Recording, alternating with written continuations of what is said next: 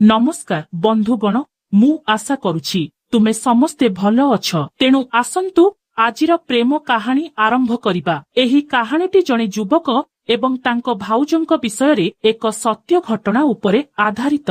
गोटिए दिन राहुलंक भाउज प्रतिमा तांको पिठी मोड़ी जाइथिबारु प्रबल पिठी जंत्रणा अनुभव करुथिले। राहुल प्रतिमार शयन कक्ष को आसी कहिले, आस भाउज सोईपद्र मु तुम पिठिरे बाम लगाइबी एवं तुमर जंत्रणा को कम करिबा पई एहाकू हालुका मालिश करिबी। प्रतिमा मना करी कहिले, ना राहुल मु निजे करिबी। राहुल कहिले, तुमे निजे बाम लगा जाई परिबो किंतु मालिश करिबा कष्टकर हेबो। मु तुमको साहाय्य करिबी, एहा तुमर जंत्रणा को कम करिबो। एतिकी कही राहुल चेयारु उठी बिछणारे थिबा प्रतिमा पाखकू आसी सोइबाकू कहिले। भाउज एहाकू केउठारे लगाइबी कुह। राहुलंक सहानुभूति एवं चिंता देखि से मना करि परिले नाही। वास्तवरे से जंत्रणार अभिनय करी राहुलंकू चिड़ाइबाकू चाहुथिले। से लाजरे पेट उपरे सोई पड़िला। ता साढ़ी को ता अंटा उपरे टिके उपरकू टाणी कहिला, एहाकू एठारे लगाओ। राहुल ता आंगुठीरे टिकिए बाम नहीं प्रतिमार पिठिरे धीरे धीरे घसीबाकू लागिलाई। ता हाथ प्रतिमार पिठी छुईबा मात्रे से आश्वस्ति अनुभव कला। राहुल धीरे धीरे मालिश करिबाकू लागिला एवं ता हाथर स्पर्श प्रतिमा को बहुत आरामदायक लागिला। जेतेबेले राहुल रो आंगुठी ता पिठी छुईला से गभीर आश्वस्ति अनुभव कला। प्रतिमार कटिबंध पाखरे पहुंचिबा मात्रे ता हृदय धड़धड़ करिबाकू लागिला, किंतु से निजको नियंत्रण कला एवं राहुल को तांको साहाय्य पई धन्यवाद देला। राहुल पचारिला, भाउज केउठारे सबुठारु अधिक जंत्रणा हेउछि। प्रतिमा सेतेबेले टिकिए द्वंद्वरे पड़ीगला। से अजानतरे उत्तर देला, एहा टिकिए तळकू। राहुल पुणी टिकिए तळकू बाम लगाइबाकू चेष्टा कला। जदिओ मसाज केवल एक औपचारिकता थिला, राहुलंक हाथर स्पर्श प्रतिमा को गभीर आरामदायक लागिला। भाउज जदि तुमे तुमर सालवार को टिकिए पाखकू घुंचाओ तेबे बाम भल भाबरे लागिबो, राहुल कहिला। रिया टिकिए सकोच कला, तथापि से तांको सालवार को टिकिए तळकू खसाई देले। गंथि थिबा बेल्ट जोगु एहाकू संपूर्ण भाबरे तळकू टाणी हेला नाही, किंतु एहा टिकिए खसीगला। राहुल ता परे कहिले, भाउज तुमर चर्म एते स्पष्ट, एहा एते गोरा। राहुलंक कथा सुनी लज्जारे प्रतिमार गाल लाजरे लाल होईगला, किंतु से मुहम माड़ी पड़िथिले। तेणु राहुल ताहा देखि परिले नाही। से निश्चित थिले जे राहुल तांकर जत्न नेउछंती एवं तांको कथारे किछि सम्मान थिला। राहुल तांकू किछि समय पई मालिश कले एवं जेतेबेले प्रतिमा कहिले जे एहा ठीक अछि, से चुपचाप उठी उपर महला को गले। प्रतिमा आजी एक भिन्न शांति अनुभव कले। वर्ष वर्ष परे केही तांकू एपरि ध्यान देइछंती, एक प्रकार सहानुभूति एवं स्नेह।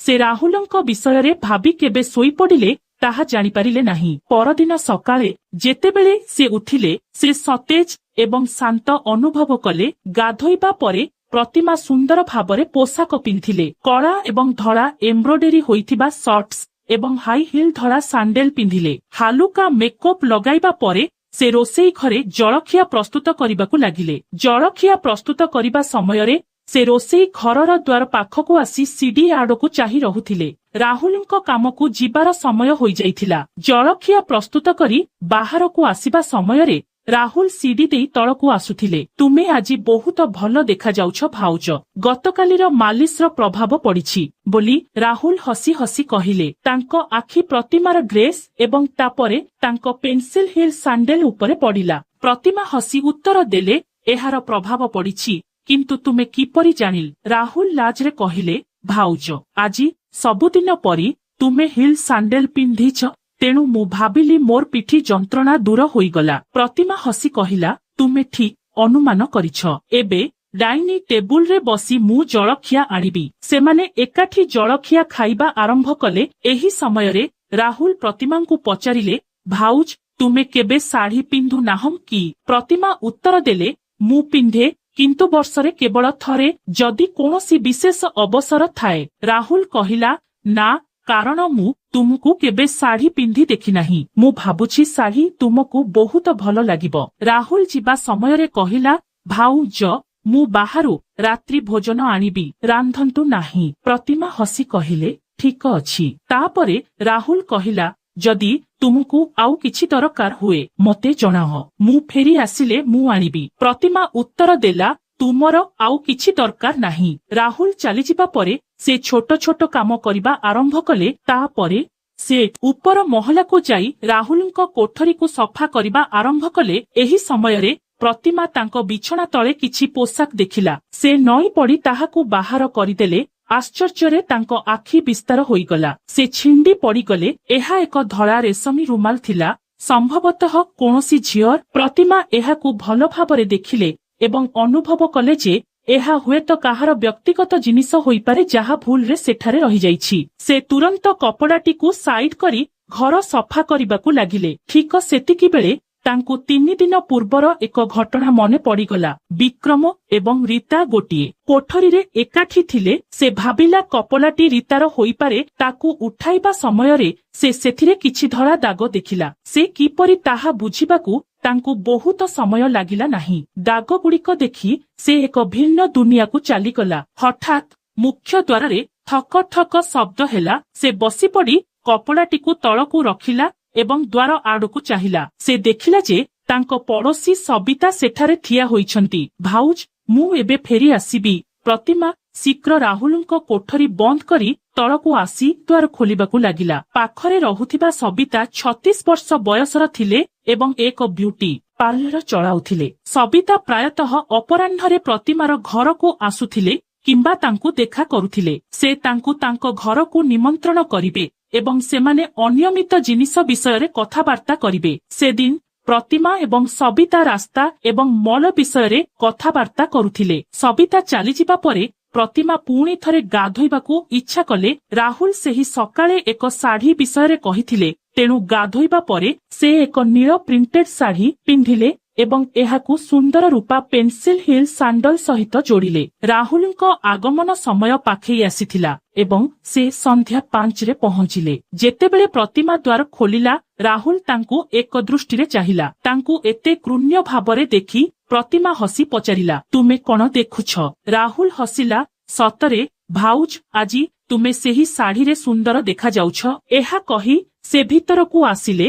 ତାଙ୍କ ସହିତ ରାତ୍ରି ଭୋଜନ ଆଣିଲେ। ଭାଉଜ, ମୁଁ ଉପର ମହଲାକୁ ଯାଉଛି। ତୁମେ ମୋତେ ଫ୍ରେଶ କରିବା ପାଇଁ ଏକ ଗ୍ଲାସ ସରବତ ପ୍ରସ୍ତୁତ କରିବ ଦୟାକରି। ତ ପ୍ରତିମା ହସି ହସି ତାଙ୍କୁ ଚାହିଁଲା ଏବଂ କହିଲା, ହଁ, କାହିଁକି ନୁହେଁ। ରାହୁଲ ଉପର ମହଲାକୁ ଗଲା। ଫ୍ରେଶ ହୋଇ ସେ ଏକ ଆରାମଦାୟକ ଟି ସାର୍ଟ ଏବଂ ସର୍ଟସ୍ ପିନ୍ଧି ଫେରି ଆସିଲା। ପ୍ରତିମା କିଛି ସରବତ ତିଆରି କରି ତାଙ୍କ ଶୋଇବା ଘର ଭିତରକୁ ଆଣିଲେ, ଯେଉଁଥିରେ ଏକ କୁଲର ଲଗାଯାଇଥିଲା। ରାହୁଲ ରୁମ୍ ଭିତରକୁ ଆସି ବିପରୀତ ଚେୟାରରେ ବସିଲେ। ଯେତେବେଳେ ପ୍ରତିମା ତାଙ୍କ ଗୋଡ ଝୁଲାଇ ବିଛଣାରେ ବସିଥିଲେ, ସେମାନେ କିଛି କଥାବାର୍ତ୍ତା କରୁଥିଲେ। ଏହି ସମୟରେ ରାହୁଲ ପ୍ରତିମାଙ୍କୁ ପଚାରିଲେ, ଭାଉଜ, ତୁମର ପିଠି ଯନ୍ତ୍ରଣା ଏବେ କିପରି ଅଛି? ପ୍ରତିମା ହସି କହିଲେ, ଓହ, ମୁଁ ଏବେ ସମ୍ପୂର୍ଣ୍ଣ ଭଲ ଅଛି। ଗତକାଲି ମୁଁ ତୁମକୁ ଏତେ ଭଲ ମସାଜ କରିଥିଲି। ରାହୁଲ ତାଙ୍କ ସରବତ ଗ୍ଲାସ ସାଇଡ ଟେବୁଲ ଉପରେ ରଖି କହିଲେ, ଭାଉଜ, ଦୟାକରି ଆରାମରେ ଶୋଇପତ୍ର। ମୁଁ ତୁମକୁ ଆହୁରି ଭଲ ଅନୁଭବ କରିବା ପାଇଁ ବାମ ସହିତ ଆଉ ଥରେ ମାଲିସ କରିବି। ପ୍ରତିମା ମନା କରି କହିଲେ, ନା ରାହୁଲ, ମୁଁ ଏବେ ସମ୍ପୂର୍ଣ୍ଣ ଭଲ ଅଛି। କିନ୍ତୁ ରାହୁଲ କହିଲେ, ଭାଉଜ, ତୁମେ ସବୁବେଳେ ମୋ ପାଇଁ ଏତେ କର, ମୁଁ ତୁମ ପାଇଁ ଏତେ କରିପାରିବି ନାହିଁ କି? ଚାଲ ଶୋଇପଡ଼। ପ୍ରତିମା ତାଙ୍କ ପଦକ୍ଷେପକୁ ପ୍ରତିରୋଧ କରିପାରିଲେ ନାହିଁ ଏବଂ ଖାଲି ଗ୍ଲାସ ଟେବୁଲ ଉପରେ ରଖି କହିଲେ, ଠିକ ଅଛି ବାପା, ତୁମେ ରାଜି ନୁହଁ? ମୁଁ ଶୋଇପଡ଼ିବି। ପ୍ରଥମେ ମୋତେ ମୋର ଚପଲ ଖୋଲିବାକୁ ଦିଅ। ଭାଉଜ, ଏଗୁଡ଼ିକୁ କାଢ଼ିବାର କୌଣସି ଆବଶ୍ୟକତା ନାହିଁ। ଏହି ସୁନ୍ଦର ସାଣ୍ଡେଲ ଗୁଡ଼ିକ ତୁମର ସୁନ୍ଦର ପାଦଗୁଡ଼ିକର ସୌନ୍ଦର୍ଯ୍ୟ ବୃଦ୍ଧି କରୁଛି। ତୁମେ କେବଳ ଏହିପରି ଶୋଇପାରିବ, ରାହୁଲ ଖେଳରେ କହିଲେ। ପ୍ରତିମା ତାଙ୍କ ପରାମର୍ଶରେ ହସି ହସି କହିଲେ ଏବଂ ବିଛଣାରେ ଶୋଇପଡ଼ିଲେ। ସେ ଶାଢ଼ୀ ପିନ୍ଧିଥିଲେ, ତେଣୁ ତାଙ୍କ ଅଣ୍ଟା ରାହୁଲଙ୍କ ଦୃଷ୍ଟିଗୋଚରରେ ଥିଲା। ରାହୁଲ ତାଙ୍କ ଆଙ୍ଗୁଠିରେ ବାମ ଲଗାଇ ପ୍ରତିମାର ଅଣ୍ଟା ମସାଜ କରିବାକୁ ଲାଗିଲେ। ପ୍ରତିମା ରାହୁଲଙ୍କୁ ପଚାରିଲେ, ମୋତେ କିଛି କୁହ ରାହୁଲ, ତୁମକୁ ମୋର ହାଇ ହିଲ୍ ସାଣ୍ଡେଲ ପସନ୍ଦ ଆସିଲା ନୁହେଁ କି? ରାହୁଲ ଟିକେ ଲାଜରେ କହିଲେ, ହଁ ଭାଉଜ, ତୁମେ ସମ୍ପୂର୍ଣ୍ଣ ଠିକ କହୁଛ। ତୁମେ ହାଇ ହିଲ୍ ସାଣ୍ଡେଲକୁ ବହୁତ ଆକର୍ଷଣୀୟ ପାଇପାର ଏବଂ ତୁମେ ସବୁବେଳେ ହାଇ ହିଲ୍ ସାଣ୍ଡେଲ କିମ୍ବା ଚପଲ ପିନ୍ଧ। ପ୍ରତିମା ହସି କହିଲେ, ହେ, एथिरे लज्जित हेबार कौन अछि एवं मु किछि अद्भुत पाउनाही। मु तुमर भावना बुझी पारुछि। राहुलଙ୍କ हात तांकु गभीर भावरे आराम देउथिला। राहुलଙ୍କ हात धीरे धीरे तळकु चालीगला। प्रतिमार खेलुआळ मनोभाव देखि राहुल किछि साहस संग्रह करी कहिले, भाउज तुमर चर्म एते कोमल, तुमे चाहिले तुमे तुमर शाढ़ी को टिके तळकु करिपा जहा द्वारा मु एहाकु ठीक भावरे मालिश करिपारिबी एवं मु एहाकु मैला करिबी नाही। प्रतिमा टिकिए लज्जित अनुभव करी मालिश करिबा सहज करिबा पई ता शाढ़ी को टिकिए ढिला कला। पूर्व रातिर मालिश परे से बहुत आराम अनुभव करिथिला, तेणु से अधिक हैरान कला नाही। प्रतिमा ता शाढ़ी को ढिला करिबा मात्रे राहुल धीरे धीरे ताकु तळकु टाणी आनिला, जहा द्वारा से तार अंटाकु ठीक भावरे मालिश करिपारिबो। किंतु सेही मुहूर्तरे प्रतिमा अनुभव कला जे से तार शीघ्रतारे भूल करिछि एवं टिकिए असहज अनुभव करुछि। से शीघ्र तार शाढ़ी सजाड़ी राहुल को जारी रखिबाकु इंगित कला। राहुल किछि न कहि प्रतिमार अंटा मालिश करि चलिला। से एहा आनिथिबा गभीर आराम को उपभोग करुथिला एवं से आपत्ति कला नाही। राहुल तार हाथ को धीरे धीरे तळकु घुंचाई मालिश जारी रखिला। प्रतिमा आराम पाउथिला, किंतु से अनुभव कला जे राहुल टिकिए अधिक साहसी होईगला। से अनुभव कला जे से तार तळ पिठी प्रति अधिक ध्यान देउछि। प्रतिमा तार अंटा आउ टिकिए ढिला होईगला एवं लज्जारे से तार मुहम तकियारे लुचाइला। तार उठकु दबाई तार भीतरर अस्वस्थि को नियंत्रण करबाकू चेष्टा कला। राहुल बाहानारे तार चर्मकु मालिश करुथिला, बाम लगाइबा, किंतु प्रतिमा अनुभव करिपारिले जे राहुलଙ୍କ गतिविधि अधिक तीव्र हेउछि। रिया तथापि आपत्ति कले नाही, तेणु राहुल मसाज को टिकिए तळकु घुंचाई देले। एही स्थिति प्रतिमा पई बहुत असहज होईगला, किंतु से किछि कहिले नाही। किछि समय परे से अनुभव कले जे राहुल तांको सीमा अतिक्रम करबाकू चेष्टा करुछंती एवं से शीघ्र परिस्थिति को नियंत्रण कले एवं तांको बंद करबाकू इंगित कले। किछि समय परे जेतेबेले राहुल भूलवशतः प्रतिमार तळ पिठी को छुईले, प्रतिमा हठात चमकी पड़िले। से तांको शरीर रे एक अजब अनुभव कले। से तुरंत राहुलଙ୍କ हाथ धरी दूर को ठेलीदेले। भयभीत भावरे पचारिले, एहे तुमे कौन करुछ? राहुल तुरंत तांको ठारू प्रतिमा को टाणी नहीं बसिले। से संपूर्ण आश्चर्य एवं भयभीत होईगले एवं राहुल मध्य परिस्थिति रे असहज अनुभव करुथिले। प्रतिमा तांको कार्य को पसंद कले नाही एवं भयभीत भावरे बिछणारू उठीगले। से ठिया हेबा मात्रे तांको शाढ़ी ढिला हेबारू तळे पड़ीगला, जहा तांकू बहुत असहज करिदेला। प्रतिमा तुरंत परिस्थिति को नियंत्रण करबाकू चेष्टा कले एवं शीघ्र तांको शाढ़ी एवं पेटीकोट उठाइबा पई तळकू नई पड़िले। एही परिस्थिति रे कौन करिवे से जानी पारु नथिले। तांकर लज्जा एवं नर्भसता शीर्षरे पहुंचीथिला। राहुल निजकू शांत करबाकू चेष्टा करिथिले, किंतु राहुल तांकर भय को लक्ष्य करी तांकू बिछणारे बसिबाकू साहाय्य करिथिले। प्रतिमा राहुलंकू कहिले, मु दुखित, किंतु एहा एबे ठीक लागुनाही, आमको बंद करिबा उचित। राहुल तांकू अणदेखा कले एवं बंद कले नाही एवं ता परे कौन हेला। सेही संध्यारे प्रतिमा एवं तांको दियर राहुल एक बिंदुरे पहुंचिले जेउठारे सेमाने हठात घनिष्ठ होईगले। प्रतिमांको निश्वास प्रश्वास द्रुत होईगला एवं तांको शरीर ठारी उठिला। तांको मनरे एक अद्भुत अशांति थिला, जाहाकू से नियंत्रण करिपारिले नाही। जदिओ प्रतिमा परिस्थिति को संपूर्ण भावरे बुझिबाकू चेष्टा करिथिले, से निजको अटकाई पारिले नाही किंबा किछि कहि पारिले नाही। दुहे कोनोसी कथाबार्ता न करी आगको बढ़ी चलिले। राहुलଙ୍କ निकटतरता तांकू आराम देइथिला, किंतु तांकू अटकाइबा परिवर्ते प्रतिमा तांकू जारी रखिबाकू अनुमति देले। प्रतिमा द्वंद्वरे पड़ीगले एवं कौन घटुछि ताहा बुझी पारु नथिले। तांको मन नीरव थिला जेतेबेले तांको शरीर एक अवस्थारे फसी रहिथिला। राहुल तांको निकटतरता वृद्धि करी निज उपाୟରେ प्रतिमार शरीर को अनुभव कले। प्रतिमांकू आहुरी आराम देले। शेषरे प्रतिमा अनुभव कले जे तांको परिस्थिति बहुत आगको बढ़ी जाइछि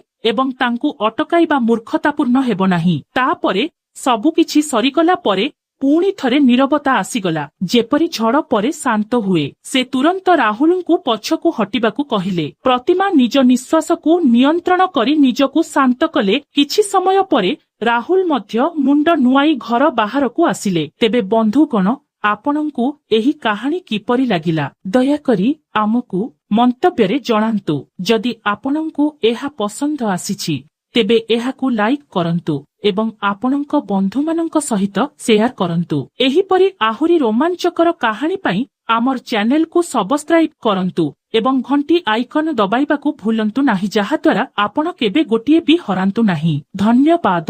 ବାଏ ବାଏ ବନ୍ଧୁଗଣ।